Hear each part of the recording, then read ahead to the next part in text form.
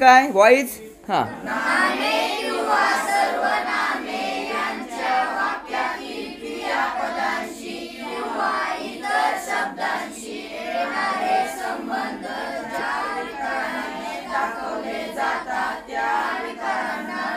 नामे किंवा सर्वनामे यांचे वाक्यातील क्रियापदांशी किंवा इतर शब्दांशी येणारे संबंध ज्या विकाराने दाखवले जातात त्या विकारांना काय म्हणायचं विभक्ती असे म्हणायचं. उदाहरणार्थ राम आंबा खातो. या वाक्यामध्ये नाम काय राम आणि त्या ठिकाणी तो आंबा खातो तो काय सर्वनाम. मग आपली विभक्तीची डेफिनेशन काय सांगते नामे किंवा सर्वनामे यांचे वाक्यातील क्रियापदाशी वाक्यातलं क्रियापद काय खातो या क्रियापदाशी किंवा इतर शब्दांशी येणारे संबंध ज्या विकारांनी दाखवले जातात त्या विकारांना काय म्हणायचं विभक्ती असे म्हणायचं. त्या विकारांना काय म्हणायचं विभक्ती असे म्हणायचं.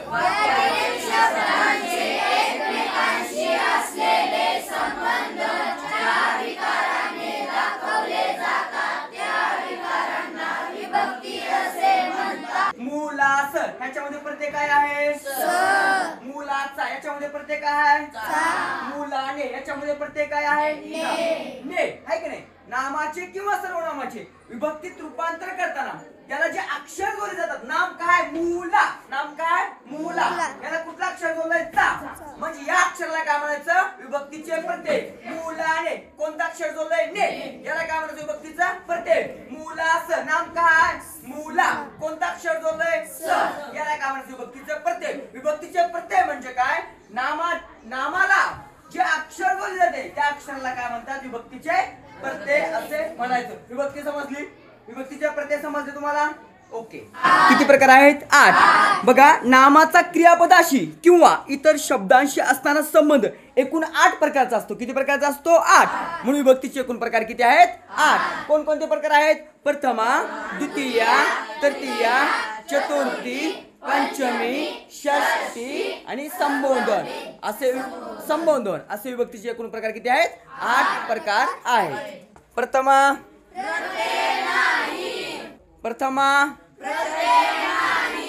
आणि द्वितीया तृतीया चतुर्थी पंचमी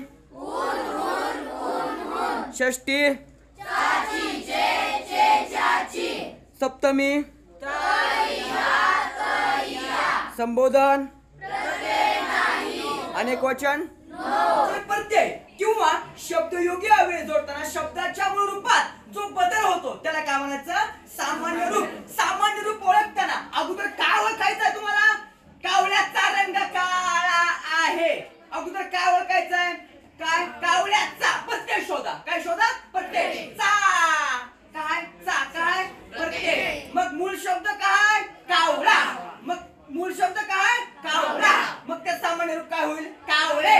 बघा मिताली अरे कावळ्या तोंडाच्या मिताली शाळेत गेली. चला मिताली कुठे गेली शाळेत. या वाक्याचा प्रत्यय शोधा. कशामध्ये येते कोणत्या ह्याच्यामध्ये विभक्तीच्या प्रकारामध्ये येते सप्तमी. बरोबर आहे का. मग त काय प्रत्यय. मग मूळ शब्द काय शाळेत. सामान्य रूप काय होईल शाळेत. समजलं. सामान्य झाडावर पक्षी बसला. कुठे बसला पक्षी झाडावर बसलाय. बाबळीच्या हरभऱ्याच्या कुठे बसलाय कुठे बसलाय झाडावर. कोण बसलाय पक्षी झाडावर पक्षी बसलाय. सुरुवातीला काय शोधायचंय तुम्हाला शब्दयोगी अव्यय कोणता आहे वर. मूळ शब्द काय झाड. मूळ शब्द काय झाड. झाडा नाही थोबड्या झाड.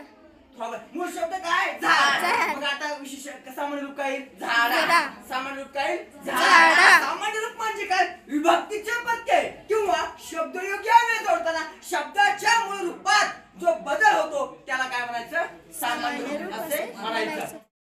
तुम्हाला सामान्य रूप शिकवलं मी आहे की नाही. ओके आता तुम्हाला काय करायचं तक्ता हा पूर्ण करायचा. हा तक्ता पूर्ण करायचा तुम्हाला काय करायचं. जर तुम्ही हा तक्ता पूर्ण नाही केला 1000 रुपये गाडी पेट्रोल आहे महागाई सुभागणार नाही. आणखी सांगतो सिरियसली बोलतो गाडी एकदा चालू केली गाडी समुद्रात पण जाऊ द्या महागाई येणार नाही पुन्हा. जर याचं तुम्ही उत्तर नाही सांगितलं तर आयुष्यात तुम्हाला माझं तोंड दिसणार नाही. ओके उत्तर सांगा. मी जिवंत आहे तोपर्यंत. मी आल्यावर माझ्या मातीला सांगायला नका उत्तर. ओके बघा शब्द मूळ शब्द प्रत्यय सामान्य रूप. चला तक्ता पूर्ण करा. शब्द काय मूळ शब्द काय प्रत्यय काय येणार